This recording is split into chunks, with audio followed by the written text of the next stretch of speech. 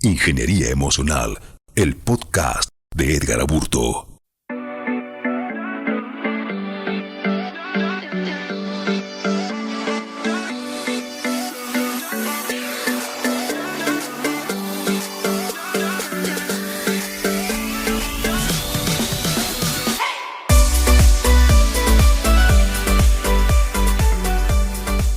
A nuestro cerebro no le gusta lo nuevo.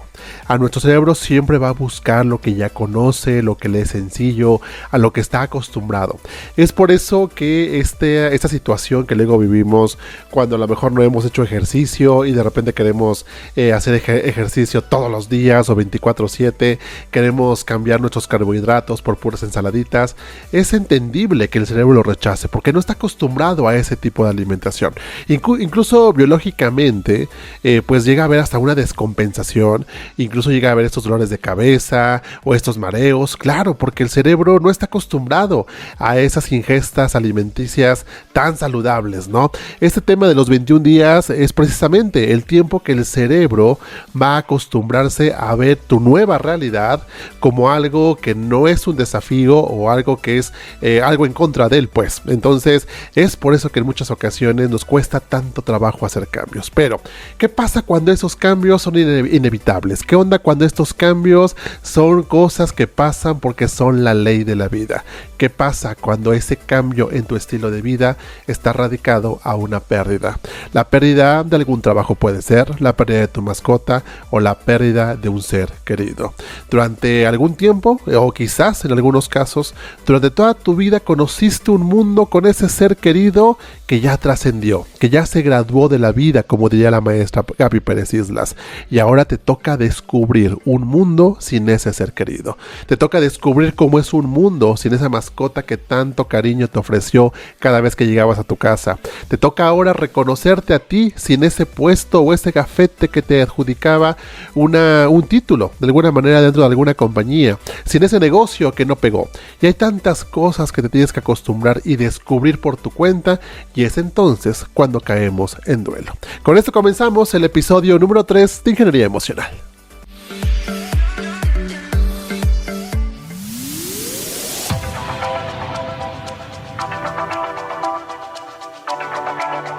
Bienvenidos a Ingeniería Emocional, el podcast donde reprogramamos lo que sentimos. Comiencen a fabricar la vida que quieren vivir, pero sobre todo la realidad que se quieren contar. Depuramos las emociones y analizamos el código oculto de nuestra mente. El podcast. Acompaña a Edgar Aburto a explorar cómo los algoritmos de la psicología dan forma a la realidad emocional. Conéctate y reconfigura tu mundo emocional. Edgar Aburto, el podcast. El podcast.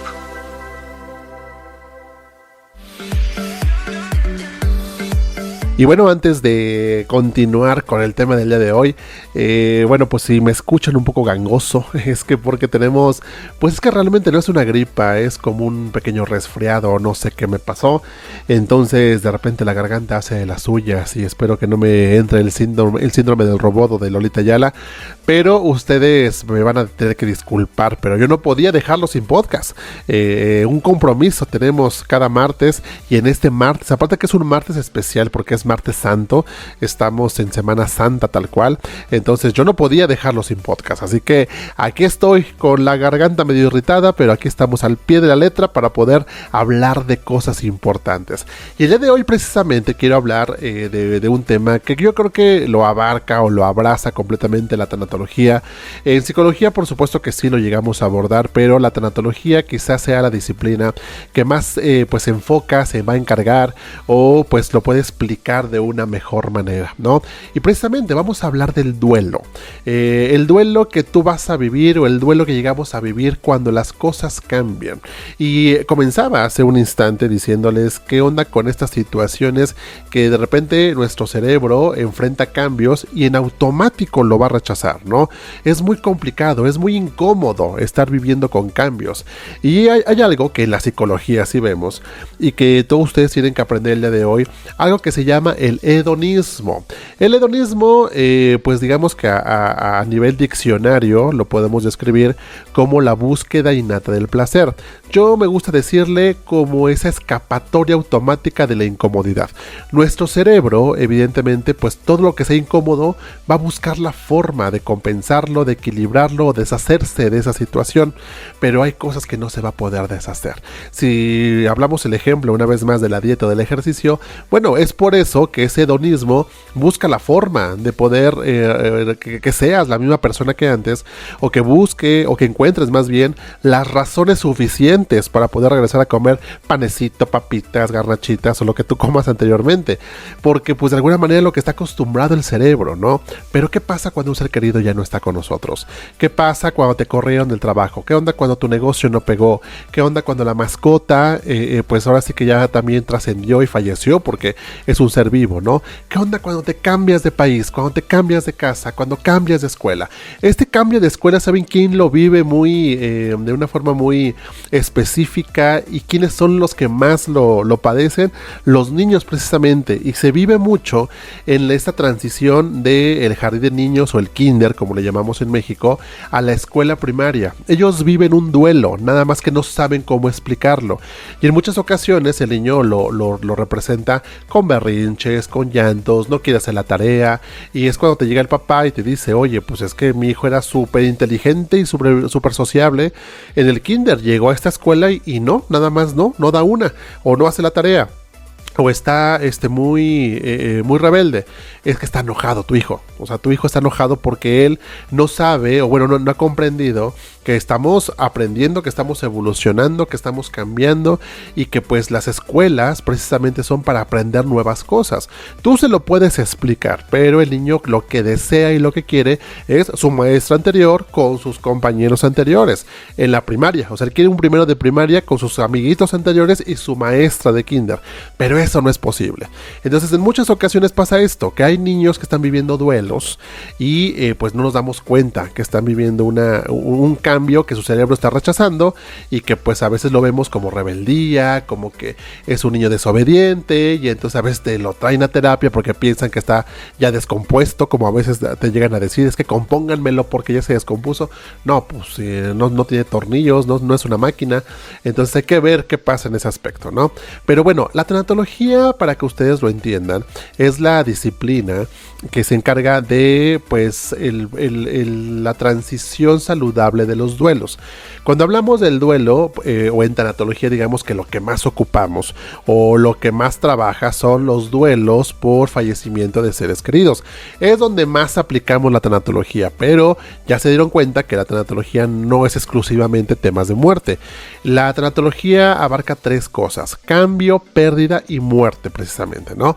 ¿Cambios de qué? Bueno, pues es que es un cambio, como les mencionaba, de casa, un cambio de trabajo, un cambio de ciudad, un cambio de país. Finalmente estabas acostumbrado a algo, llega un cambio y eso es una pérdida. Ya no tienes lo que estabas acostumbrada a vivir, por lo cual vas a vivir un proceso de duelo. Pérdida, pues tú puedes perder, sí, a veces lo ocupamos para definir seres queridos, pero no necesariamente son fallecimientos. A lo mejor perdiste una buena relación de amistad por un malentendido. A lo mejor perdiste una relación laboral porque hubo recorte y es más, no estuvo ni siquiera en tus manos poder evitarlo. A lo mejor perdiste un objeto personal, o sea, a lo mejor perdiste algo físico, y eso también incluye una pérdida. ¿Saben cuál es una pérdida que está muy mal vista por la sociedad, lamentablemente, pero que es una pérdida totalmente válida? Una pérdida que les ha sucedido a muchos de ustedes, o que les pasó a muchas personas. Pues ahora sí que con todas aquellas figuras públicas que han perdido la vida o que ya han trascendido, me gusta más ocupar ese término, la pérdida o el duelo por una persona famosa, pues, ¿no? ¿Les ha pasado a ustedes o les ha tocado conocer a alguien que, pues no sé, voy a decir, pues personas que considero icónicamente importantes, por lo menos para nuestro país? Pues cuando falleció el señor José José, cuando falleció Vicente Fernández, cuando falleció Juan Gabriel, cuando falleció Silvia Pinal, muchas personas entraron en duelo. Pero ¿qué es lo primero que les decimos? O sea, si fallece, pues no sé, una mamá, un papá, un hijo, hijo, un abuelito. Bueno, eso socialmente es apapachable, ¿no? Socialmente, bueno, ok, es entendible, todos ayudamos, todos queremos cooperar, vemos de qué forma apoyamos a la familia, etcétera, etcétera. Pero se murió Silvia Pinal. Ay, no, hombre, ¿cómo crees? Ni te topaba la señora esa y estás chille y chille, etcétera, etcétera. O sea, invalidas las emociones que se derivan por la muerte de una figura pública. Y les voy a decir que no es que sea el más común, pero sí es totalmente entendible y aceptable que pase. No es tanto que hayas perdido a la persona física, sino que muchas veces pierdes lo que esa persona te dejó en su vida, con su talento, con su legado, con sus canciones, con sus películas, con todo lo que haya hecho. Formó parte importante de tu vida. Si nos vamos a temas de música, por ejemplo, yo creo que ustedes tienen canciones, o todos tenemos canciones que nos han marcado la vida, ¿no? Son canciones que a lo mejor las escuchas y hasta parece que como que te remontas a ese momento, a ese lugar, y entonces como que revives la situación, ¿no? Pareciera que es como una fotografía que la ves y entonces, híjole, pues revives el momento, ¿no? Y hay canciones que por supuesto pues te dejan marcadas muchas historias o muchos momentos de tu vida, ¿no? A lo mejor el vals de tu boda, el vals cuando bailaste con tu papá en tu graduación, la canción que bailaste con tus amigos en la alberca o en la playa.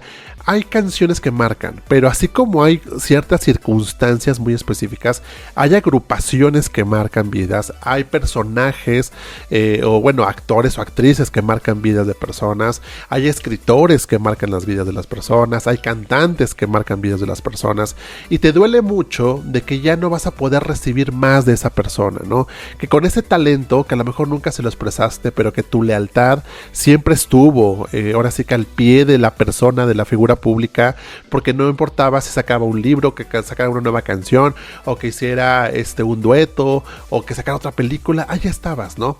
Y hay muchas veces que la familia se vuelve fan de, pues no sé, de un actor, de una actriz, de una banda, perdón, o de alguien. Y entonces hasta son motivo de reunión familiar. Entonces te duele mucho por lo que esa persona inconscientemente logró con su talento. Así que la próxima vez que alguien se ponga mal, se ponga triste o quiera llorar porque algún famoso falleció, no lo juzguen o no la juzguen, porque créanme que sí existe ese duelo. Y es un duelo bien inválido, o sea, un duelo que hasta es burlado por la sociedad. Ay, pobrecito de ti, si el señor ni sabe tu existencia y tu chille. No está perdiendo una persona física, está perdiendo los momentos que le dejó con su talento, con sus creaciones esa persona, ¿ok? Ahora, hablando específicamente de duelo, y ahorita que les platicaba que la tanatología abarca muchas cosas, vamos a hablar el día de hoy precisamente de qué es un duelo, cómo se origina un duelo y cuáles son las 5 etapas del duelo. Porque cuando perdemos algo, vamos a caer en un proceso de duelo. Y pues vámonos con lo principal, cómo se origina un duelo. Bueno, para que tú puedas entrar en un proceso de duelo, tiene que existir una pérdida. Tuviste que haber perdido algo, porque si no perdiste nada, entonces es muy complicado. Es más, les diría que entonces no duele nada, porque no perdiste nada. Por ejemplo, si agarro otra vez el ejemplo de los artistas, pues no sé, muchas mujeres, independientemente si están de acuerdo o no, o que sí o que no, que se vale o no se vale, o que qué bueno. ¿Cuántas mujeres no entraron en duelo cuando falleció esta cantante Jenny Rivera? Ay, jajaja, que no sé qué, no, ya me los imagino cómo están. No, ay, pobrecitas, las luchonas y no sé qué más, ok. Como sea que haya sido, Jenny Rivera tenía una gran particularidad que muy pocas cantantes lo habían hecho, y era representar a las mujeres maltratadas, engañadas, muchas realidades, o representaba la realidad de muchas mujeres, ya sean, quiero pensar que en México, pero no dudaré que también en el resto del mundo. Pero realmente, o sea, Jenny Rivera representaba mucho esa parte. Entonces, pues hay mujeres que claro que cayeron en duelo porque era su máxima representación, porque sus canciones hablaban de lo que ellas a lo mejor no podían expresar. Claro que cayeron en duelo. Pero su servidor, voy a ponerme yo de ejemplo, bueno, pues sí, qué feo, digo, fue un accidente muy trágico y no fue como algo que les desearías a cualquiera, o que por lo menos creo que a nadie nos gustaría morir de esa manera. Pero yo, por ejemplo, yo no caí en duelo, porque yo no perdí nada. Y la Jenny Rivera, digo, conozco algunas de sus canciones, pero realmente no es algo que yo diga, claro, me representa esa mujer, ¿no? Entonces, bueno, yo no perdí nada. Pero pues sí, ok, dejen ustedes a Jenny Rivera, o el señor Vicente Fernández, ¿no? Que también fue una persona, perdón, que tuvo esta... pues cuántas películas, cuántas canciones llegó a hacer, ¿no? Hay gente que entró en duelo cuando falleció el señor Vicente Fernández. ¿Por qué? Pues porque sus canciones, con esas enamoraron a sus esposas, porque pues las películas que hizo fue cuando estaban ligando a sus señoras actuales, y bueno, hay gente que pues sí, lamentamos, pero no caímos en duelo porque no perdimos nada. Así que si tú estás viviendo un proceso de duelo en este momento, o consideras que estás en duelo, hazte la siguiente pregunta, o es la pregunta que yo les hago a mis dolientes cuando trabajo con ellos a nivel particular, y les pregunto qué es lo que perdiste, porque entonces ahí vamos a definir qué es lo que tenemos que encontrar que tú mismo te des, o que tú misma te des, o que tú mismo sustituyas, porque pues nada que te haya dado alguien más está fuera de ti. Tú ya lo puedes hacer, tú ya puedes dártelo, o puedes seguir haciéndolo continuando el legado que esta persona te dio. Por ejemplo, es decir, en muchas ocasiones, no sé, cuando fallece una mamá, ¿no? Que es una de las muertes más significativas. No quiero decir que sea que sea de las más importantes. Todos los duelos y todas las pérdidas son importantes, pero pues finalmente el fallecimiento de una mamá o de un papá es de las figuras icónicas en tu vida. Son las personas que te trajeron a este mundo. Entonces, pues claro que hay una gran pérdida cuando fallece uno de tus progenitores. Entonces, por ejemplo, yo a veces llego a preguntar, oye, ¿qué perdiste ahorita que falleció mamá? Bueno, pues perdí a mi confidente, perdí a la mujer que más me amaba, perdí a la mujer que siempre se preocupaba por mí, porque me preguntaba si ya había comido, que me pusiera el suéter, que no me durmiera tarde, que me tomara la medicina. Era la mujer que siempre estaba al pendiente de mi bienestar. Eso es lo que perdí, Edgar. Bueno, pues ahora te toca a ti cuidar tu alimentación. Ahora te toca a ti tomarte la medicina cuando te enfermes. No te salgas sin suéter, porque mamá quería eso, ¿no? Que no te enfermaras. Entonces, ella te enseñó durante toda su vida que su objetivo contigo era que tú estuvieras bien, que fueras a una persona feliz, que fueras saludable. ¿Por qué ahora que ya no está vas a hacer todo lo contrario a la verdadera intención que mamá tuvo? Entonces, si mamá te enseñó a alimentarte bien, a dormir temprano, a ponerte un suéter, a tomar la medicina, ahora te toca a ti seguir haciendo lo mismo que te enseñó mamá, porque esa es su forma de continuar su legado, y es la forma en la que le demuestras que el paso de su vida por la tuya valió la pena, y que eres tuviste un gran aprendizaje, o eres un gran alumno de vida gracias a lo que mamá te dejó, ¿no? Porque pues esto pasa también cuando estamos estudiando. Yo creo que todos tenemos o recordamos a maestros que nos marcaron mucho, ¿no? Por su forma de enseñar, porque nos explicaban cosas complicadas bien sencillas, y no queremos que se acabe el semestre, o que se acabe la carrera, o que se acabe el grado que estés estudiando, porque no queremos dejar a ese maestro, a esa maestra, ¿no? Y entonces, pues, ¿qué te toca cuando ya sales, cuando te gradúas, cuando termine el ciclo? Bueno, pues te toca a ti aplicar todos los conocimientos que esa persona te enseñó en tu vida profesional o en el siguiente grado que vayas tú a estudiar. Lo mismo pasa con los seres queridos. Los seres queridos nos dejan un gran legado y nos dejan pues muchos aprendizajes. Tuvieron un objetivo en su vida con la nuestra, y ese objetivo es el que tenemos que seguir, o tenemos que hacer que siga permaneciendo, porque es una forma de continuar su legado, de decirles: sí aprendí muy bien la lección, sí mamá, sí aprendí a cuidarme, sí mamá, sí entendí que debo de comer mínimo mis 3 comidas y no mal pasarme, sí mamá, ya sé que siempre debo de cargar suéter, porque yo siento que no hace frío, pero ya me di cuenta que sí, y luego me enfermo. Es una forma de honrar la vida del ser querido que ya no está. Ahora, pónganse a pensar, como les decía, ¿qué perdieron ustedes? Que si hay un ser querido que ya no está contigo, ¿qué es lo que perdiste? Y bueno, si ya hay una pérdida, o sea, si sí perdiste algo, entonces quiere decir que estás en un proceso de duelo. Ya te expliqué que cuando falleció Jenny Rivera, pues personas entraron en duelo, otras no. Las que no perdieron nada pues no entraron a proceso de duelo. Las que sí perdieron a su máxima representación en el mundo de la música, pues sí perdieron algo, entonces también entraron en un proceso de duelo.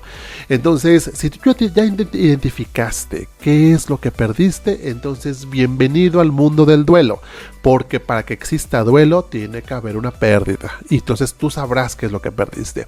Algo que no se me confundan mucho perdón, una vez más. No se me confundan mucho que, hablando específicamente de mamá y papá, o de progenitores, o de abuelos, no sé. Si es que hay más de un doliente directo, es decir, si tengo una mamá que falleció y tengo 5 hijos, les prometo, aunque no sea un poco entendible ahorita, que tengo a 5 dolientes diferentes.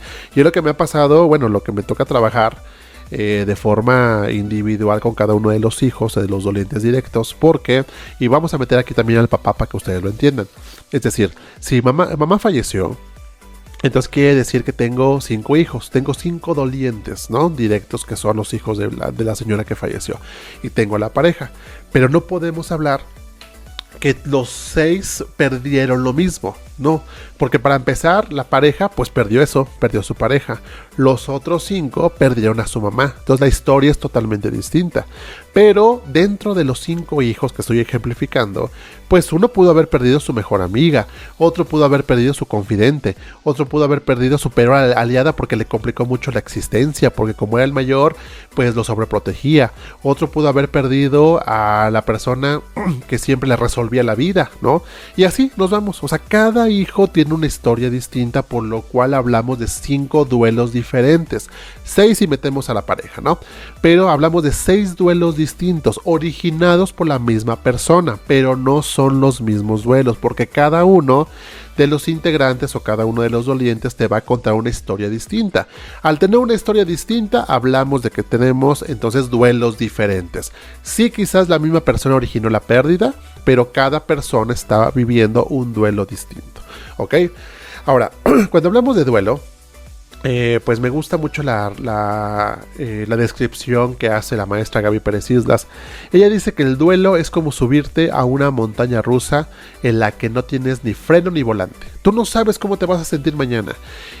Pasa mucho, y vamos a entender esta parte, señores, cuando fallece el ser querido. Díganme si no lo han hecho, les ha pasado, o no se sorprendan si en algún momento lo llega a pasar cuando pierdan ustedes a seres queridos significativos. Pues resulta que cuando tú estás en los rituales de muerte, me gusta decir, o los rituales de despedida, pues llega el momento en el que pues tenemos mucho protagonismo, más hacia los dolientes directos, ¿no? Hacia los hijos, hacia la pareja, hacia los papás, no sé, hay mucho protagonismo, y entonces todo el mundo abraza, todo el mundo soluciona, todo el mundo te transporta, te llevan comidita, te planchan la ropa, te lavan la ropa, se van contigo, se duermen contigo, te llevan a su casa. Hay muchísimo protagonismo en los dolientes. Muchas veces hay dolientes que me llegan al siguiente día que sepultaron a su ser querido, y a veces ni siquiera son ellos los que llegan, a veces me los mandan literal. Y entonces, ¿qué pasa? Pues resulta que cuando yo pregunto ¿qué perdiste? O ¿cómo has vivido estos días de duelo? Las respuestas son un poco abstractas, es más, no saben ni siquiera qué responder, porque no han tenido la oportunidad de vivir su duelo como tal. ¿Por qué? Pues porque en este protagonismo hay mucha distracción. Pero llega un momento, o sea, digo, y voy a ejemplificar el tema de la religión católica. Yo sé que en cada religión existen diferentes rituales de despedida, pero en la religión católica por lo menos, pues entonces está el sepelio o el velorio, pero la misa de cuerpo presente, pero después vienen los 9 rosarios, pero pues se hace en algunos lugares que se levanta una cruz, también se vela la cruz, se le reza la cruz, se le lleva al panteón, y bueno, tantas cosas que pasan, ¿no? Estamos hablando como de 1 semana, 2 semanas, en las que se está viviendo pues tantos rituales, en las que hay mucho apoyo de toda la familia. Pero ya cuando terminan los rituales, ya cuando se acaba todo, pues las formas de despedir al ser querido, entonces es cuando pues llega que los acompañantes, o que llegan pues las personas que estaban apoyando. Llega el momento en el que retoman su vida, porque de alguna manera pues ya van a retomar su vida, ¿no? Y entonces ahí es donde los dolientes directos caen en duelo. Ahí llegan a la realidad. Cuando llegan a su casa y resulta ser que ya no hay nadie, ya no está la mamá que antes estaba, ya no está ese hijo que te recibía, ya no está esa mascota que te brincaba cada vez que llegabas, ya no está esa abuelita o ese abuelito que pasabas a su cuarto a saludar todas las noches para poder platicarle cómo te fue en el día. Ahí es donde caen en duelo. Cuando están los rituales de muerte es muy difícil. Hay veces que me han dicho, pues todo tranquilo, fíjate que yo pensé que iba a ser difícil, pero no, fíjate que me la llevo muy tranquila. No, pues ha pasado 2 días, espérate tantito, porque va a venir momentos en los que entonces vas a descubrir que esto duele. Hay frases que un día voy a hacer, creo que un podcast exclusivo de las frases que complican el duelo. Y una de las frases que complican el duelo, bueno, voy a decirles 2. La primera, que por favor nunca digan: échale ganas. No se lo digan a nadie, en duelo o sin duelo. Voy a ocupar una palabrota, ¿va? Pero no me vayan ustedes a bloquear, no me vayan a acusar con las plataformas. Pero en tanatología decimos que cuando alguien te dice échale ganas, es una mentada de madre. Porque es que literal, ¿tú qué crees que está haciendo el doliente? O sea, cuando le dices échale ganas. Yo sé que como acompañantes del duelo, entiendo cuál es la intención por la cual lo digan. Pero, ¿tú qué crees que está haciendo el doliente? O sea, ya se levantó, está frente a ti, está de pie, pues a como sea, no sé si se bañó o no se bañó, pero por lo menos se vistió, pues ha comido lo que ha podido. ¿Tú qué crees que está haciendo? O sea, pues si tuviera más ganas, ya le hubiera echado más ganas, pero está echando las ganas que puede en ese momento. Entonces, cuando tú le dices a alguien échale ganas, es como, ¿y tú qué crees que estoy haciendo? O sea, ¿tú crees que no las estoy echando o qué? Y la otra, que es una frase, que es más que una frase que complica el duelo, es una blasfemia, es una mentira. Y es que ¿a poco no han dicho o les han dicho: no te preocupes, todo va a estar bien? No, ¿qué crees? Cuando estás viviendo un duelo, no todo está bien. No, los duelos son cuesta arriba, es como cargar una piedra que te va a hacer la vas empujando en una montaña, con una gran pendiente, y así vas, O sea, tú no sabes de verdad qué tan complicado es el duelo hasta que lo estás viviendo. Entonces, esto de que todo va a estar bien no es cierto. No todo va a estar bien. Y en duelos menos va a estar bien las cosas, ¿no? Entonces, señores, pues bueno, vamos a entender que, existe esta naturaleza de sentirnos en pérdida, tener una pérdida, de aquí se origina lo que es el duelo, y que pues les voy a platicar brevemente de una señora, para que ustedes sepan de tanatología, que es la madre de la tanatología, que es hablar de tanatología y no hablar de esta mujer, es una grosería también, porque pues es la señora que hizo, o sea, si los que estudiamos tanatología, o existe hoy la tanatología, pues es porque esta señora se encargó de pues ahora sí que dejar su legado y decirnos: aquí está, esta es la información que yo recabé por su propia cuenta. Y estoy hablando de la maestra Elizabeth Kubler-Ross, madre de la tanatología. Hay muchos libros que ustedes podrían leer. Yo les recomiendo el primerito. Pues ahora sí que si les gusta, pues ahora sí que entrarse al mundo de la tanatología, el primer libro que deben de leerse es Sobre la muerte y los moribundos. Si tú te dedicas al tema de salud mental, salud médica, o todos los que son médicos y enfermeros sobre todo, tienen que leerse sí o sí Sobre la muerte y los moribundos. Ahí te explica las 5 etapas, que son las que les voy a platicar ahorita. Las 5 etapas del duelo para los acompañantes o para los futuros dolientes y para la persona que está enferma. Y prácticamente cuál es tu papel como médico, como enfermera, como psicólogo, como familiar dentro de un proceso de duelo que se está viviendo por enfermedad. Y bueno, Elizabeth Kubler-Ross les diría que dejó muchos libros, ¿no? Pueden leerse La Rueda de la Vida, pueden leerse La Muerte de un Amanecer, pueden leerse La Muerte en Niños, si es de ya ese, bueno, ya saben que se me olvidan los autores, pero por ahí pueden leerse todos esos libros, ¿no? Y son grandes libros que te va a explicar la naturaleza de la muerte, te va a servir muy bien, aunque no tengas un duelo ahorita, algún día lo vas a tener, o si ya tu duelo fue hace 5 años, no importa, léete esos libros, te van a ayudar bastante. Bueno, Elizabeth Kubler-Ross, de origen, si mal no recuerdo, de origen inglés, o sea, nació en Inglaterra y se fue a radicar a Estados Unidos. O era al revés, no sé, ya saben que yo no me sé muy bien las historias, pero por ahí va la historia. Pero bueno, lo que sí pasó es que en Estados Unidos, cuando ella llegó, pues se fue a trabajar a un hospital cualquiera, como de los de atención pública, para llamarlo así. Y resulta que sus compañeros, a sus propios compañeros, ella estudió psiquiatría, pero sus propios compañeros, o sea, sus propios compañeros doctores, médicos, resulta que la apodaron la viejita loca de la muerte, porque resulta que Elizabeth Kubler-Ross buscaba o identificaba cuáles eran estos pacientes que pues estaban ya muy mal, prácticamente que a lo que le llamamos fase terminal, ¿no? Que me gusta más este término. Ella en sus libros se refiere a estos pacientes como moribundos, que realmente creo que es el término coloquial adecuado, pero se me hace muy fuerte esa palabra. Pero bueno, pacientes en fase terminal. Ella los ubicaba, llegaba, platicaba con ellos, y el paciente a las 2-3 horas o a los 2-3 días, bueno, en un tiempo muy corto fallecía. Por eso la apodaron así, la viejita loca de la muerte, porque decían, nada más deja que hable con esa doctora y se te va a morir, ¿no? Entonces, ¿qué hizo ella con esa investigación? ¿Por qué ubicaba a estos pacientes? Ella empezó a hacer una investigación de qué sentían, cómo se sentían, qué es lo que buscaban, qué es lo que querían, cómo pensaba la familia, a qué miedos tenía la familia. Hizo toda una investigación, y por eso existe la tanatología, y hay 5 etapas del duelo que ella pues dejó, y ahora sí que describió en su momento, y que son las que les voy a compartir el día de hoy. Y que bueno, hay muchos autores que ya después explicaron las etapas del duelo. Hay autores que tienen hasta 15 etapas, hay autores que tienen 7 etapas, hay autores que tienen 4, otros 3 y demás, ¿no? Pero a mí me gustan las de Kubler-Ross porque creo que son pues como más entendibles, y creo que todos hemos pasado en algún momento o hemos experimentado esas etapas del duelo, ¿no? Entonces Kubler-Ross pues hizo eso, o sea, realmente investigó y dejó toda esa información, pues para que hoy en día no es que los duelos sean fáciles, pero por lo menos para que sean menos complicados. Y es por eso que hoy les voy a contar cuáles son las 5 etapas. Si tú estás en un proceso de duelo, hay un ser querido que acaba de fallecer, o en algún momento pierdes una persona significativa, lo que yo quiero que entiendas el día de hoy es lo normal de lo anormal. Esto lo obtengo del señor Viktor Frankl en su libro El hombre en busca del sentido, que es otro libro que se deben de leer.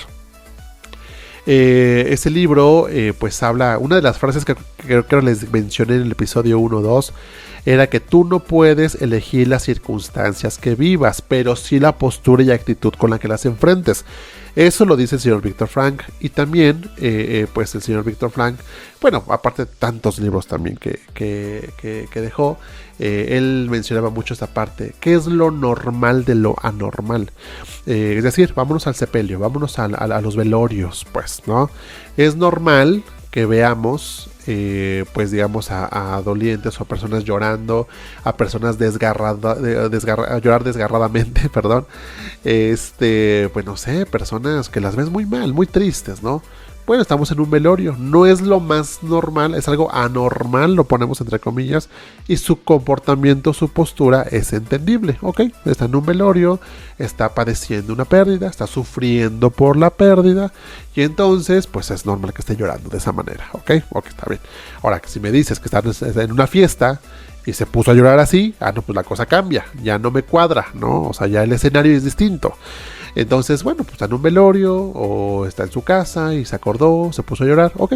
Entonces, eso es normal. O sea, muchas veces hay parientes o familiares que me mandan a los dolientes o a sus seres queridos que están en duelo. ¿Por qué hacen eso? Es que de repente se pone a llorar y llora mucho o llora toda la tarde. Pues es que está en duelo. Entonces te espantas mucho, ¿no? Aparte, las lágrimas nos espantan demasiado. Entonces, que llores muy seguido todavía te espanta más. Entonces piensan que algo está pasando y que entonces pues eso debe de evitarse. No, déjenlos, están en duelo, necesitan llorar. Entonces vámonos con las 5 etapas para que tú entiendas si estás en duelo o cuando tengas una pérdida vas a entrar en un proceso de duelo y cuáles son esas 5 etapas que tú vas a vivir. Vámonos con la primera, y la primera etapa es la etapa de la negación. Vamos a estar muy negados. Cuando tú recibes la noticia que el ser querido falleció, que te corrieron del trabajo, que la mascota, pues, no sé, a lo mejor falleció, pero que pues sufrió un accidente, que te robaron tu teléfono celular, no sé, todo lo que sea que hayas perdido. Díganme si no, las primeras frases que decimos o lo primero con lo que reaccionamos es: no, no es cierto, no es verdad, estoy soñando, es una broma de mal gusto, estoy en una pesadilla. Estamos buscando la negación, queremos amortiguar el momento. Les diría que la negación es un mecanismo de defensa que nuestro cerebro tiene, porque el impacto emocional es muchísimo. Entonces el automático del cerebro lo que hace es llegar y llenarte de este tipo de pensamientos para que puedas soportar el golpe emocional, porque pues es un impacto muy fuerte. Entonces les ejemplifico rápido un caso. Una señora nos decía, bueno, cuando estábamos estudiando, nos platicaba y decía: yo no sé cómo no me morí o cómo no me volví loca el día que sonó el teléfono a las 3 de la mañana y me dijeron: ¿usted es la mamá de fulanito de tal? Y le dije: sí, soy yo. Ah, es que su hijo tuvo un accidente y acaba de morir. Y ella decía: lo primero que pensé, esto es una broma, no es cierto. ¿Cómo es posible que mi hijo haya muerto? Entonces ese momento que llegó fue lo que el cerebro amortiguó, o sea, reaccionó con una negación para que entonces la señora pudiera recibir la noticia en un momento impactante o de una situación tan impactante como esa. Entonces es por eso que luego dice: ¿cómo no me volví loca al recibir la noticia? Pues no, porque tu cerebro te ayuda, tu cerebro te protegió de que esto fuera algo que lo vieras como irreal, para que pudieras pues oírlo y ahora sí que irlo soportando poco a poquito, ¿no? Entonces primero vamos a estar muy negados. Otros ejemplos, digamos, ok, recibiste la noticia y vas a pensar que es una broma, vas a pensar que es mentira, vas a pensar que eso no es cierto, ok. Pero hay otras cosas que la negación es una etapa, es la más común de las etapas con la que inicias. Pero hay otro tipo de negaciones que se viven o se prolongan. ¿Y cómo son las negaciones prolongadas? Por ejemplo, si resulta que el ser querido que falleció era médico y resulta que todos los días te levantas, planchas la bata, le pones almidón, trapeas el consultorio y es más, hasta abres el consultorio porque le estás haciendo un homenaje al ser querido que ya no está. Hoy no, me estás hablando de una negación. Estás negado porque la muerte, porque el ser querido que ya no está, lo que va a pasar en tu vida es que va a traer cambios, por lo cual tú ya no puedes hacer lo mismo que hacías antes cuando tu ser querido estaba vivo. Entonces no me puedes decir que sigues abriendo un consultorio porque estás negado, estás negada a la nueva realidad. Hay una realidad que hay que aprender a vivir con ella, hay que aprender a vivir con la ausencia. Ese es el reto del duelo, que aprendas a vivir con la ausencia. Y entonces si me dices que sigues haciendo lo mismo con el consultorio, entonces estás muy negado, estás muy negada. Otro más común, el tema de las cenizas. No las sacan de su casa porque, lo que pasa es que le va a dar miedo, va a estar solito, le va a dar mucho frío, no le gustaba la oscuridad. Hay que entender una cosa. Miren, cuando yo trabajo con pacientes, yo soy muy buena onda y les digo que por lo menos el primer año sí se queden las cenizas. El primer año es el primer año más complicado, porque es el primer año en el que vas a vivir muchas fechas importantes. Es decir, vas a vivir la primera Navidad sin tu ser querido, tu primer cumpleaños sin tu ser querido, su primer cumpleaños que ya no va a ser su cumpleaños, el primer día de mayo, el primer día del padre, el primer año nuevo. El primer año es cuando vas descubriendo cómo es la vida sin ese ser querido. Entonces, como que hablar de sacar las cenizas o sacar la ropa, creo que no es momento. Si lo pueden hacer, adelante, pero yo sí doy como de chance un año, yo personalmente, porque creo que es como el año en el que te vas a ir acostumbrando a tu nueva realidad, ¿no? Pero muchas veces no se quieren deshacer de las cenizas, no las quieren llevar ni a una cripta o la quieren llevar a un panteón, porque pues resulta que por lo menos con las cenizas piensas que tienes este lazo, ¿no?, con tu ser querido. Estás muy negado a vivir la realidad y no quieres soltar las cenizas, ¿no? Ahora, ya dejen ustedes las cenizas. Hay casos en los que me ha tocado ver cómo ponen la mesa para comer o en la noche de Navidad le ponen el lugar al ser querido que ya falleció y también, no obstante, ponen las cenizas en la mesa. Eso no lo hagan, por favor. No lo hagan, porque qué complicado y qué, pues digamos, incómodo. estar comiendo al lado de unas cenizas. Hay que aprender a vivir con la ausencia, y parte de aprender a vivir es que en la mesa va a haber un lugar menos y tenemos que aprender a acostumbrarnos. Eso es el duelo, por eso es bien incómodo. No, mejor ponemos la foto, le servimos su plato y se lo colocamos en la mesa. La idea es buena, pero pónselo en un altar, pónselo en una foto que hayas tenido, pero en la mesa solamente nos vamos a sentar los que quedamos, si así lo quieren ver, porque tenemos que empezar a acostumbrarnos a la ausencia del ser querido. Entonces la negación es un aliado al principio, puede ser muy mala. Si no sales de la negación, nunca vas a llegar a la última etapa, que es la aceptación. Entonces puede ser muy peligrosa la negación. Ahora, vámonos con la segunda etapa, que es la etapa del enojo. ¿Por qué el enojo? Porque el enojo, o en esa etapa, a mí me gusta decirle que es la etapa de los porqués. En esa etapa llega mucho esta situación de ponerte a pensar el por qué a mi ser querido, por qué si era tan bueno, era tan buena, por qué le pasó a él o a ella, por qué no le pasó esto a todos los delincuentes que están en la ciudad, por qué si hay gente tan mala en el mundo, le pasó a mi ser querido, le pasó a mi familiar. Hay una respuesta bien instantánea para tus preguntas, que yo nunca la respondo porque se me hace muy fuerte, pero yo les diría que es algo que te hace concientizar mucho, porque la pregunta literal es ¿por qué no? ¿Por qué a mi familia? ¿Por qué tuvo que morirse mi ser querido? ¿Por qué tuvo que morirse mi ser querido y no el ratero que roba camiones todas las mañanas a la gente honrada? ¿Por qué? ¿Y por qué no? O sea, esa es la respuesta. ¿Por qué no? ¿Qué te hace pensar que tu ser querido no merece la muerte? O sea, ¿qué te hace pensar que tu ser querido no tenía por qué fallecer? ¿Qué privilegios tendría tu ser querido para ser inmortal? O sea, es una respuesta bastante fuerte, por eso yo nunca la digo, pero pongámonos a pensar lo siguiente, señores. Todo lo que nos pasa en la vida no son premios, no son castigos, son experiencias. Las cosas buenas, los pongo entre comillas, le pasan a la gente buena y a la gente mala. Las cosas malas le pasan a la gente mala y a la gente buena también. No son premios, no son castigos. No hay como este material autodidáctico que tenga la vida para decir, ok, mira, fulanito de tal se portó mal, déjale, mato a la abuelita para que a ver si aprende. No, eso no pasa. No tenemos esos métodos autodidácticos. No son castigos que te tocan para ver si aprendes la lección. Porque luego sucede mucho este tema. O llega a pasar que me llegan a decir, ¿sabes qué? A raíz que falleció mamá, los hermanos nos unimos. Para eso se murió mamá, ¿verdad? Para que los hermanos muriéramos.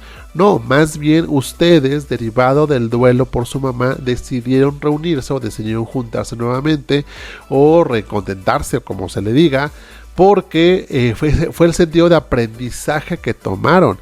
Pero la pregunta sería, oye, entonces, si ustedes se hubieran reconciliado, se hubieran contentado antes de que su mamá falleciera, ¿su mamá no hubiera fallecido? No, pues no, de todos modos hubiera fallecido. Entonces, no piensen que la gente fallece para que a ti te pase algo. No, ya que falleció, tú decides, porque es una decisión que tomamos, tomarle un sentido de aprendizaje para que entonces la muerte no solamente es una pérdida, también sea algo que me dejó o que me benefició en otro aspecto, ¿no? Entonces el enojo es eso, o sea, tú estás enojado porque no estás de acuerdo que le haya pasado eso a tu ser querido. Y es la etapa de los porqués. Porque a él sí, porque a ella no, porque si estaba tan joven, porque si es bien saludable, porque sobrevivió el que estaba más viejito y mi ser querido que estaba más joven, ¿no? Y te empiezas a preguntar, justificar por qué tu ser querido falleció. ¿Y sabes por qué fallecemos? O sea, ¿sabes por qué los humanos fallecemos? Porque somos biología. Y todo lo que es biología nos vamos a morir algún día. Entonces no es algo que podamos evitar. La muerte es algo tan seguro. Por ahí dice la frase, ¿no? La muerte está tan segura de su victoria que te da toda una vida de ventaja. Así que tarde que temprano te va a tocar. Así que la medicina prolonga, o lo que hace más bien, es dar buenas calidades de vida. Pero no promete vidas eternas, ¿eh? O sea, ok, ya tienes un diagnóstico, con medicina podemos otorgar una calidad de vida, podemos evitar que eso se prolongue, podemos detener o prevenir algo, pero no garantiza la vida eterna, ¿ok? Vamos a dejar claro en eso. Siguiente etapa, la negociación. ¿Qué es la negociación, señores? En México somos excelentes negociadores. Bueno, de verdad que creo que nos llevamos el primer lugar en negociación. ¿Por qué? Porque la negociación, primero, es una etapa buena porque es una etapa que te demuestra que ya saliste de la negación. Porque la negociación es cuando tú ya entendiste que esto es real, pero empiezas a darte cuenta de qué formas seguras que no te vuelva a pasar o que amortigües de alguna manera la situación. Por ejemplo, sucede mucho cuando les diagnostican alguna enfermedad o alguna enfermedad crónica o algún padecimiento pues no tan favorable. Entonces, ¿qué pasa? Oye, bueno, sobre todo, o sea, aquí se mete mucho la religión. Oye Dios, pues cúrame de esta enfermedad y dejo de tomar Coca-Cola, ¿no? Por ejemplo, un saludo a todos los de Coca-Cola, que soy muy fan de Coca-Cola. Oye Diosito, oye vida, no sé, ya no como carne, pero por favor, salva a mi ser querido. Voy a misa todos los domingos, pero por favor, salva a mi ser querido de esta que está viviendo, ¿no? Somos muy buenos negociadores. Entonces, pensamos muchas veces que haciendo ese trueque, pues resulta que vamos a lograr el objetivo. Cuando sí pasa, pues es cuando se manifiesta lo que le llamamos milagro. ¿Qué es un milagro? La manifestación del deseo. Pues resulta que yo quería que mi ser querido se aliviara del diagnóstico que tenía, y sí se alivió. Pues sucedió el milagro, se manifestó tu deseo, ok, está bien. Pero, ¿qué pasa cuando la negociación no resulta? Cuando dejaste de tomar Coca-Cola, cuando dejaste de comer carne, cuando fuiste a misa todos los domingos y tu ser querido falleció. Híjole, pues entonces llega la frustración. Es una etapa que te va a generar mucha frustración o mucho enojo, porque pues no pasó. O sea, ¿de qué sirvió que ahora sí que me aguanté las ganas de mi coquita con hielos, que fui a misa todos los domingos y mi ser querido acaba de fallecer? Bueno, muchas veces lo que negociamos no siempre va a garantizar que salga el resultado deseado. Entonces, negociar se da mucho en esta parte porque queremos compensar mucho las cosas. En COVID se dio mucho que las negociaciones eran, ok, ya te llevaste a mi pariente 1, a mi pariente 2, ya no me vayas a quitar a alguien más, por favor, ¿no? Ya, por favor. O sea, ya entendían que era real, ya entendían que sí había fallecido, pero no les vayan a quitar un tercero, ¿no? Entonces yo voy a misa, hago oración, leo la Biblia, como puras verduras, pero por favor ya no me quites a un tercer ser querido, porque ya con 2 ya tengo. Entonces, la negociación pues te hace entender que ya entendiste que es real, que ya no estás negado, pero ten mucho cuidado con lo que negocias. Y acuérdate que lo que vayas a negociar no siempre va a aplicar. Entonces, si se da, que bueno, como insisto, la manifestación de tu deseo se va a representar. Si es que no, pues resulta ser que, ok, era algo que no estaba en tus manos evitar, ok. Bueno, vámonos con la cuarta etapa. En la cuarta etapa, literal en libros, lo encontramos como depresión. Es más, si leen los libros de Kubler-Ross, ahí dice que la cuarta etapa es la depresión. Pero vamos a entender una cosa, no se me vayan a confundir con una depresión clínica, es decir, no es una depresión de psiquiatra. Es una depresión reactiva. A mí me gusta, cuando estaba yo estudiando psicología, que hablábamos precisamente del tema del duelo, un profesor lo explicó y dijo, y creo que se entiende mucho mejor, decir, es una tristeza profunda.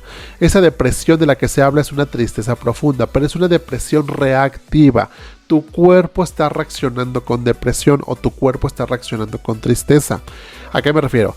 A que en algún momento tú vas a acordarte de tu ser querido y te va a dar mucha tristeza. Estás reaccionando con esa tristeza, o sea, no es para menos, ¿no? Vas a estar triste por la ausencia de un ser querido. Si lo vemos a nivel biológico, por ejemplo, ¿qué pasa cuando vas caminando y no te das cuenta o vas en el celular y tómala, te das un topón con un poste y te pegas en la frente? Bueno, pues te va a salir sangre, te va a salir un chipote, no sé, ¿no? Tu cuerpo reaccionó con base al golpe que recibió en la cabeza o en la frente donde te hayas pegado.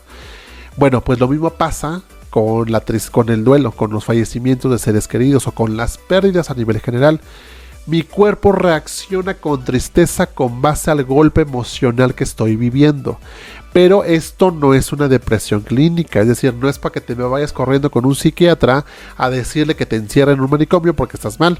Que eso ya no existe, señores, O sea, les hago la aclaración que yo estuve haciendo servicio social en el hospital psiquiátrico Ramón de la Fuente aquí en la Ciudad de México, y esa intención o esa forma de tratar a los pacientes ya no existe. pero lo digo de forma coloquial para que lo entendamos. O sea, es decir, no es un diagnóstico médico, es una reacción que tiene tu cuerpo. Llámale tristeza profunda para que no te confundas con depresión.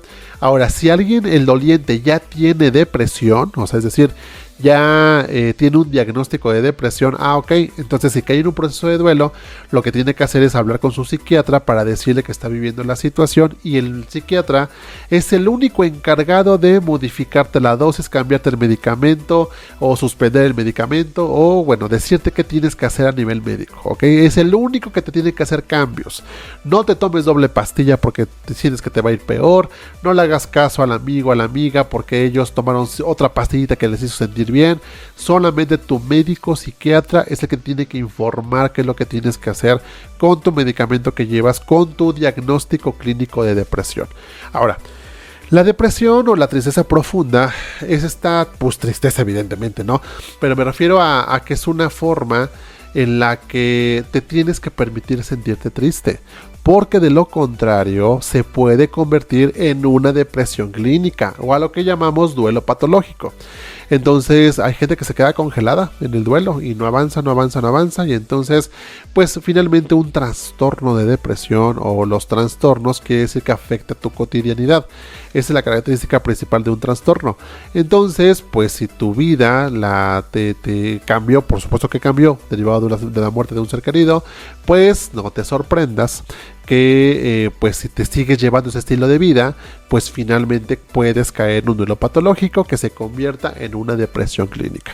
No se me espanten si es que llega a suceder. Para todo hay una manera, una forma de poder llevar un buen tratamiento. Si ya tienes un diagnóstico clínico, bueno, pues vas a ocupar un fármaco, una intervención terapéutica, a lo mejor tanatología, psicología, todas juntas, pero pues siempre hay forma de que tú estés bien. Así que si pasa, no hay problema, hay formas de poder enfrentarlo. Pero pues lo podemos evitar, que creo que eso es lo más importante, ¿ok? Entonces en esta etapa de la depresión, que es la cuarta etapa, pues hay veces que tú te vas a despertar y que no tienes ganas de levantarte. Hay días que no vas a querer comer, hay días que te la vas a pasar llorando todo el santo día, porque estás muy triste y eso es muy normal. Nuevamente vamos a lo normal de lo anormal. Pues es eso, o sea, que hay días que tú te despiertas y como algunos pacientes me dijeron, lo que pasa es que yo me despierto y yo quiero que se vuelva a hacer de noche, porque yo no me quiero levantar, yo no quiero pisar la sala sabiendo que no está mi ser querido ahí, yo no quiero desayunar solita en el comedor sin mi ser querido al lado, no, yo prefiero mejor volverme a dormir. Si un día te dan ganas de no levantarte y está en tus posibilidades, porque sé que hay gente que tiene hijos chiquitos porque hay que ir a trabajar, bueno, si está en tus posibilidades, quédate todo el día en la cama. Está bien, se vale. Yo sí doy esa permisidad. Se vale quedarse en la cama, ver la tele o acostarse, pasársela durmiendo, llorando. Está bien. Un día, 2 días ya no, Ya no, porque entonces tu cuerpo empieza a acostumbrarse a que pues está bien, que nos la pasemos acostados y tristeando. Entonces el segundo día, aunque tengas las mismas ganas de no levantarte, te levantas, te bañas, te arreglas y haces tus cosas. Porque evidentemente si no se puede convertir esto en un duelo patológico, ¿ok? Vámonos a la quinta y última etapa, que es la etapa de la aceptación. Estas primeras 4 que te acabo de comentar, son etapas que van a vivirse más de una vez y de una forma revuelta, pues una forma no lineal. O sea, yo hablaba que lo más común que comienza un doliente, es la negación. Primero va a negar, pero puede que tú caigas en tristeza profunda, puede que tú te caigas en la negociación y después vayas a una negación. Sí, es totalmente válido. Pero como les explicaba el ejemplo que decía la maestra Gaby Pérez Islas, una cosa es, podemos ejemplificar o dar como ejemplo que el duelo es una montaña rusa sin freno y sin volante. ¿Por qué? Porque tú no sabes a qué horas te va a llegar la negación, a qué horas te va a llegar el enojo, a qué horas te va a llegar la tristeza o la negociación. Y hay días o hay personas que viven todas juntas todo el día, que viven 2 semanas en negación, que viven 3 semanas en enojo, que viven 1 hora la depresión, 1 hora la negociación, 2 horas el enojo, y así se van. O sea, realmente es muy variante estas etapas. Entonces, por eso hablamos de un freno, una montaña rusa sin freno y sin volante. Porque tú dices ahorita, estoy bien, ya, ok, estoy bien. Pero llega 1 hora o pasa algo y te vas bien enojado, bien enojada. Y así te vas. toda tu vida o durante tu proceso de duelo. Importante, señores, para hablar del proceso de duelo. Si tú quieres volver a aprender a estar bien con la ausencia de un ser querido, tienes que entender que ahorita que estás viviendo tu duelo, no es tiempo de estar bien, es tiempo de estar mal. Y mientras más te permitas estar mal, es cuando menos complicado va a ser el proceso para poder llegar a una aceptación, que es la quinta etapa. La quinta etapa es la única que no tiene reversa, pues. Les decía hace un instante, ¿no? Bueno, pues tú empiezas con negación, de ahí te puedes brincar a la depresión, de ahí te regresas al enojo, así te quedas 3 semanas, así te vas, ¿no? Pero cuando realmente llegamos a una aceptación, esta ya no tiene vuelta. Ya llegar a la aceptación, ya vivimos nuestro proceso de duelo y el objetivo de todos los dolientes es que lleguemos a eso, a una verdadera aceptación. Ahora, ¿qué es la aceptación? Ay, perdón. La aceptación no es otra cosa más que entender que es real lo que te pasó, que realmente no es un castigo ni un premio lo que te está pasando. Y me gusta ejemplificarlo con lo que dice la maestra Gaby Pérez Islas en su libro Cómo curar un corazón roto. Es cuando recoges los cachitos de tu corazón y continúas avanzando con tu plan de vida. Entonces la aceptación nunca va a ser un estado de felicidad, ¿eh? O sea, no es, uy, qué bueno, qué padre que mi ser querido ya no está. Eso nunca va a pasar. No, la aceptación es un momento en el que entiendes que esto es real, pero que tú tienes que seguir viviendo, tú tienes que seguir haciendo tu vida, tú tienes que seguir honrando el legado que te dejó ese ser querido, porque no puedes enfrascarte en tu duelo, no puedes quedarte duelando toda tu vida o el resto de tu vida, ¿ok?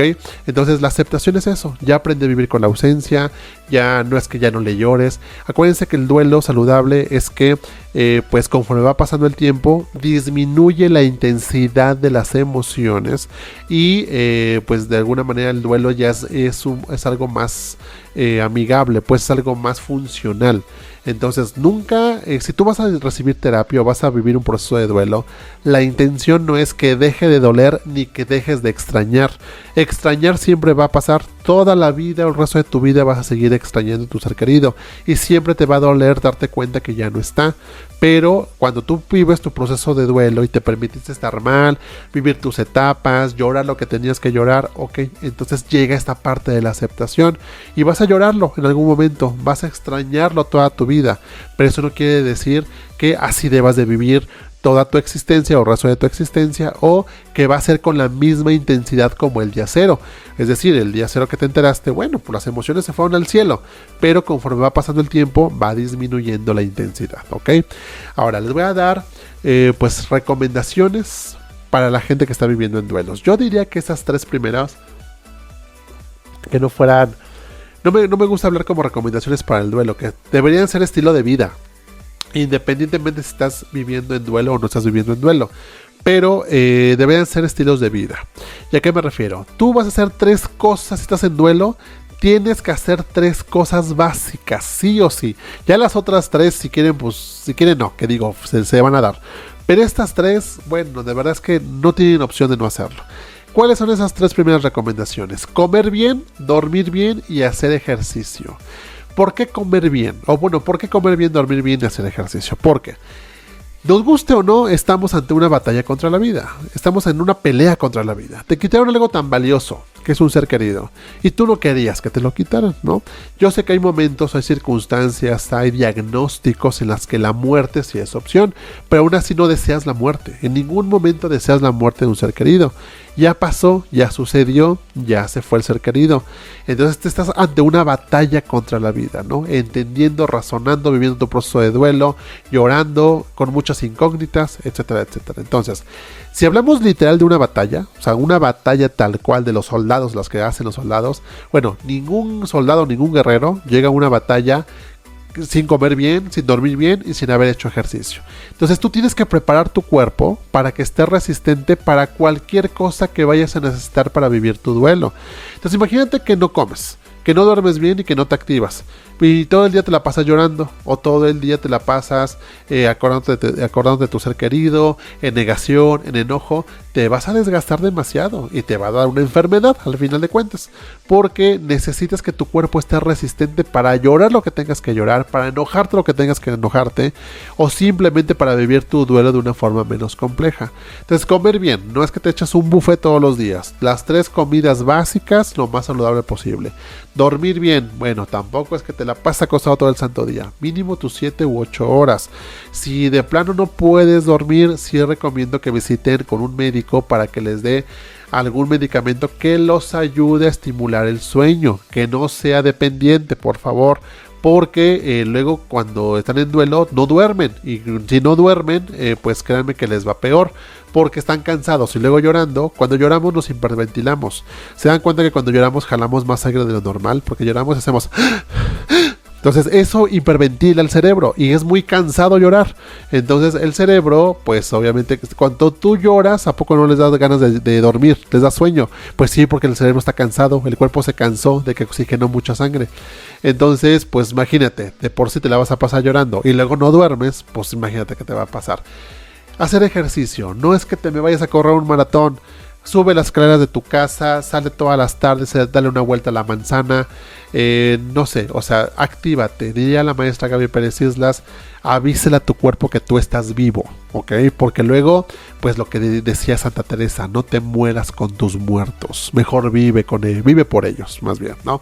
Entonces, coman bien, duerman bien y hagan ejercicio, o sea, lo básico, algo sencillito, pero por favor preparen su cuerpo para lo que vaya a necesitar vivir su duelo. Cuarta recomendación, bueno, estas son las 3 primeras. Cuarta recomendación, van a llorar lo que tengan que llorar las veces que sean necesarias. Yo sé que muchas veces, o a ustedes han dicho, me la pasé llorando un año entero. Eso no es posible. ¿Cuánto tiempo tardamos llorando? O sea, ¿cuánto tiempo duran las lágrimas en los ojos? Máximo 14 minutos. Porque no aguantaríamos llorar un año completo, ¿no? O sea, si ya les conté que nos hiperventilamos y que cansa mucho llorar, pues ahora imagínate un año completo llorando. No, pues no podríamos, humanamente no es posible. A lo que tú te refieres quizás de que te echaste una semana llorando, un año llorando, un mes llorando, a lo que tú te refieres es que lloraste, pasaron tus 12, 13, 14 minutos, te calmaste, o sea, ya no se producían lágrimas, pasó un tiempo, te estabilizaste, que son entre 30 y 40 minutos, te volviste a acordar de la situación o algo detonó, volviste a llorar, pasaron tus 14 minutos, te tranquilizaste y así te vas con este tipo de ciclos, pero no te la pasaste 24/7 durante un año llorando, eso no es posible. Pero tú llora lo que tengas que llorar, no importa cuántas veces sea, llora lo que tengas que llorar, porque luego se reprimen mucho las lágrimas. Y por favor, con todo respeto a todas las culturas que dicen esto, dejemos de desinformar. Y hay muchas veces que te dicen, es que no llores porque no lo dejas descansar. Si lloras va a andar penando, si lloras pues no va a llegar con Dios, no sé, cosas así, ¿no? Dejen de poner esas creencias, porque el doliente lo que quiere es llorar, ¿no? Y si hay un doliente que llora contigo, no te me preocupes por hacer nada, porque luego lo que quieren hacer es que el doliente platica contigo, se pone a llorar y te sientes en la obligación de calmarle las lágrimas. No, mejor déjalo que llore, qué bueno que llora contigo, no le digas nada, tu presencia es más que suficiente. En todo caso, dale la mano, ponle la mano en el hombro, si hay confianza, pues dale algún abrazo, ofrécele un pedazo de papel, o sea, déjalo que llore, necesita llorar. Entonces no se espanten con las lágrimas, simplemente valídenselas, porque luego decimos esto de no llores, no debes de llorar, ya deja de llorar. No les digan eso, lo que quieren es llorar, ustedes lloren lo que tengan que llorar. Quinta recomendación, busquen el apoyo, o sea, busquen las personas que van a estar con ustedes en su proceso de duelo, pues ya sea familiares, amigos, parientes, o en todo caso el apoyo profesional, ¿no? Psicología, tanatología, psiquiatría, psicoterapia, todas juntas, bueno, las que necesiten, pero busquen su red de apoyo. Comúnmente, pues la familia ayuda mucho, pero hay familia que también está en duelo, entonces te van a entender mucho por lo que estás pasando, pero quizás no te puedan dar una visión distinta como lo hacemos en tanatología o en psicología, pero busquen la gente con la que cuentan para sentirse mal. Eso es lo que quiero que ustedes encuentren. Y por último, Tomen postura, señores. ¿Ya qué me refiero con tomen postura? A que esto, por favor, no los destruya, los construya en una mejor versión. Esto es más entendible cuando hablamos de niños. Cuando los niños fallece el abuelo, el papá, la mamá, un hermanito, comúnmente depende de la edad, pero dicen no lo lleves al sepelio, no lo lleves al velorio, porque está muy chiquito, está muy chiquita, entonces ni va a entender, mejor déjalo, o sea, no lo lleves y que se vaya con el padrino, que se vaya no sé, lo dejan encargado con la vecina y demás. Bueno, le están quitando un gran tesoro de poder a recibir herramientas para sus futuros duelos. Porque pues yo les diría que ojalá fuera el único duelo que fueran a vivir esos niños. Y no, la vida está llena de duelos, de pérdidas pues. Entonces pues no quiere decir que porque lo vivan desde niños, cuando fallezca alguien y sean adultos, no les va a doler. No, por supuesto que les va a doler. Pero ya hay herramientas que te van a hacer entender por cómo se vive, cómo se pasa, de manera distinta por supuesto, pero que de alguna manera tú vas a entender que es normal que te den ganas de llorar, que no quieras comer, que no te quieras levantar de la cama. Es un duelo distinto, pero pues finalmente las posturas y actitudes son las que tú vas a definir, ¿no? Entonces tomen postura de entender que esto no los va a tirar, no los va a destruir, que los va a construir. Y nos gusta o no, los duelos son grandes maestros. Entonces sí, no nos gusta la forma en la que el maestro enseña, pero finalmente nos va a enseñar muchas cosas, por lo menos para que tú aprendas de que eres capaz. Y como me encanta decirles a mis dolientes, finalmente date cuenta que con la pérdida tan significativa que tuviste, tú sí pudiste con esto, porque aquí estás frente a mí platicándome, sí, con tus lágrimas, con tu duelo, con tu tristeza, pero aquí estás, me estás platicando. Esto no acabó contigo, esta situación no te desechó tampoco de este planeta. Esta situación te está construyendo en una mejor versión. Entonces, pues tomen el duelo como un tema de aprendizaje, no como un castigo. Vivan su duelo el tiempo que ustedes tengan que vivirlo. ¿Cuánto dura un duelo? Es lo que luego me preguntan y les urge que les dé recetas de cocina. ¿Cuánto dura un duelo, Edgar? Bueno, los duelos duran dependiendo cómo se haya ido la pérdida. Voy a hablar específicamente de duelo por pérdidas familiares o de seres queridos, pues. ¿Cuánto dura un duelo si el ser querido falleció por enfermedad? Aquí les diría que es una gran ventaja que tu ser querido fallezca por enfermedad, porque te da tiempo de prepararte, pues, ¿no? O sea, no lo deseas, no lo quieres, pero ya te van avisando que ya se complicó, que no hay remedio, que hay que llevarlo a casa, que le van a dar cuidados paliativos. Híjole, ya se acerca el momento, no quieres que pase, y cuando pasa duele muchísimo, pero ya te va avisando que ahí viene el momento. Una persona que está en duelo por un ser querido que falleció por muerte por enfermedad, ¿cuánto tiempo va a tardar en aceptar o llegar a la etapa de aceptación? De 1.5 a 2 años. Es por eso que luego llegan a mí o me llegan a consultar y me dicen, con 1 o 2 sesiones tengo, y a veces te piden que en 2 meses ya todo esto pase. No hay duelos de microondas, señores.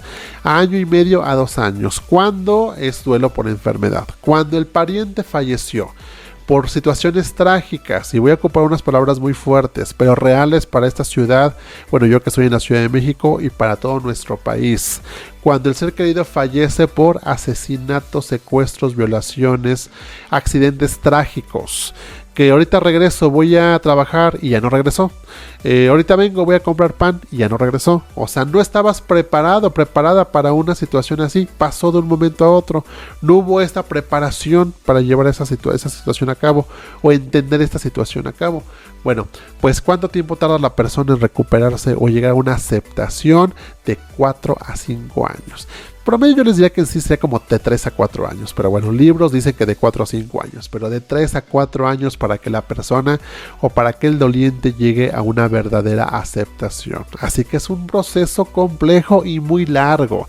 Si tu ser querido tiene 15 días, tiene un mes, tiene 3 semanas, luego llegan y me dicen, Edgar, ¿ya pasó 4 meses? ¿Ya? Y yo sigo sintiéndome muy mal, ya pasaron 4 meses. Y mi respuesta es, apenas van 4 meses. O sea, no tienes por qué vivirlo con prisa. El duelo se vive sin pausa, pero sin prisa. Así que ustedes ya saben, o sea, depende mucho cómo haya fallecido el ser querido, pero son años lo que lleva a una verdadera aceptación. Ahora, son tiempos promedio. Yo no quiero decir que haya una persona que haya perdido un ser querido por accidente trágico y en año y medio haya entendido, haya llevado su proceso de duelo y ya llegó a una aceptación. Es válido. Un ser querido o un doliente que su ser querido falleció por enfermedad y ocupó 6 años para llegar a la aceptación, está bien. Está bien, o sea, no son recetas de que ya pasó año y medio o 2 años, un día, ya es para que lo hubieras logrado o llegado a la aceptación. No, el tiempo que tú ocupes, siempre y cuando no se vuelva un duelo patológico o un duelo que ya ocupemos un psiquiatra para seguirte ayudando, ¿ok? Bueno, señores, pues este programa ya se me extendió demasiado, o sea, creo que cada episodio se está yendo a más y más, pero bueno, es que este programa es bastante extenso, o este tema es bastante extenso. Yo quería ya entrar con temas de tanatología porque, bueno, pues sé que hay muchas personas que lo van a ocupar, ya lo estaban pidiendo y pues creo que era necesario ya que habláramos de las etapas del duelo. Así que bueno, pues yo espero que este programa te haya ayudado a entenderte, que si te la pasas enojado, que si te la pasas negado, que si piensas que es un sueño, que ya estás negociando para que no se vaya otro ser querido tuyo, bueno, ya le diste nombre a lo que sientes y eso está muy bien. Que llevo 3 semanas enojada y que resulta que mi ser querido ya tiene 1 año que falleció, está bien, estás en un proceso de duelo, bienvenida al duelo, eso es un duelo y entonces lo estás viviendo, así que por favor no sean tan exigentes con ustedes, ya dense cuenta qué es lo que tienen que vivir para llegar a una verdadera aceptación y sobre todo que ubiquen muy bien qué es lo que ustedes perdieron. Todo eso que tú perdiste o lo que tú te respondas que perdiste con ese ser querido que te provocó un duelo, ahora tu responsabilidad es de qué forma tú te lo vas a dar a ti. No es que busques a alguien que te lo dé. Si es que perdí la persona que me cuidaba, que me hacía sentir seguro o segura, bueno, te toca a ti cuidarte, te toca a ti aplicar todo lo que mamá, papá, abuelo, pareja, hijo te enseñó para que tú tuvieras una vida estable y estuvieras bien. Ponte a pensar en lo que tú quisieras o quieres ahorita para tus seres queridos. Tú quieres que estén bien, que sean felices, que pues sean unas personas responsables, que sean unas personas que vivan su vida. Bueno, te prometo que es muy recíproco lo que tus seres queridos quieren para ti. Si tú trascendieras ahorita, o sea, digamos, hoy fuera tu corte de caja, pues yo creo que tu deseo sería que tus seres queridos, sí, claro, que te lloraran, que te duelaran, pero que no se quedaran estancados en su vida, ¿no? Bueno, pues ponte a preguntar qué te diría ese ser querido, qué instrucciones te daría para seguir continuando con tu existencia. Y me despido con la frase que dice la maestra Gaby Pérez Islas, que fue nuestra invitada el día de hoy como referencia. Y yo me gustaría decirles que entendiéramos una cosa. A tu ser querido no le hubiera gustado que su muerte fuera el inicio del final de tu existencia. Así que por favor aprendamos a vivir a pesar de la ausencia, a honrar a los seres queridos que ya no están y continuar con su legado. Así que ese es nuestro trabajo. Nadie nos enseña a estar sin ellos. O sea, si se dan cuenta, ningún ser querido te dice, oye, ven, te voy a capacitar para que el día que ya me muera, que ya no esté, tú debas de hacer esto. Entonces me lloras, pero después haces esto y sales al sol y brincas 3 veces. No hay formulita que el ser querido nos pueda enseñar para aprender a vivir sin ellos. Eso nos toca a nosotros. Y finalmente, pues es que eso es la muerte. O sea, la muerte es un proceso en el que es como la moneda de cambio por haber tenido una persona tan significativa a tu vida. Y yo a veces pregunto a mis dolientes y te pregunto a ti, si de haber sabido que dolía tanto la ausencia de un ser querido, hubieras preferido no haberlo conocido, no haberla conocido, muy seguramente no. Me dirías, no, ¿cómo crees? Claro que me hubiera gustado conocerlo. Me hubiera gustado haberlo conocido. No, repetiría la historia para que ese ser querido continuara en mi vida. Perfecto. Entonces quiere decir que te toca a ti ahora pagar. Sí, es una divisa o una forma de pago un poco incómoda, pero creo que todos valoramos la presencia de los seres queridos que ya no están en nuestra vida. Entonces nadie hubiera deseado no haberlo conocido para evitarte el duelo. Entonces hay que vivir el duelo como señal de amor, como señal de esta alianza que tuvimos y un agradecimiento de que tu vida valió la pena por haber tenido en tu existencia el paso de ese ser querido que hoy ya trascendió. Bueno, señores, pues muchísimas gracias por acompañarme en este episodio largo. Ya les prometo que vamos a hacerlos más cortitos para que no nos aburramos, pero pues creo que era importante de hacer a detalle toda esta información. Les mando un abrazo enorme, mil gracias. Y bueno, esta semanita que estamos en semana de vacaciones, en Semana Santa, pues espero que la disfruten, o que pues ahorita que están de vacaciones se avienten el episodio largo, para que entonces o se lo vayan chiquiteando, ¿no? Un cachito por día. Pero bueno, yo sé que de verdad cuento con su apoyo y cuento con ustedes. Gracias de verdad por todas las reproducciones que han hecho, por los países que han escuchado el programa, por las recomendaciones que han hecho, porque lo han compartido, porque me han llegado personas que buscan ya la sesión individual. Entonces no saben ustedes cómo honro de verdad tenerlos en mi existencia. Que pasen un bonito resto de semana y nos escuchamos el próximo martes en un episodio más de Ingeniería Emocional.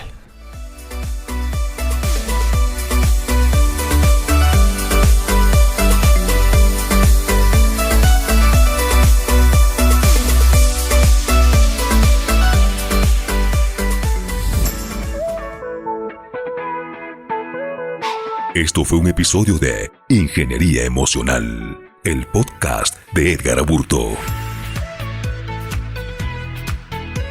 Gracias por acompañarnos a depurar nuestras emociones y analizar el código de la mente. Nos reconectamos en el próximo episodio, el podcast. Esto fue Ingeniería Emocional.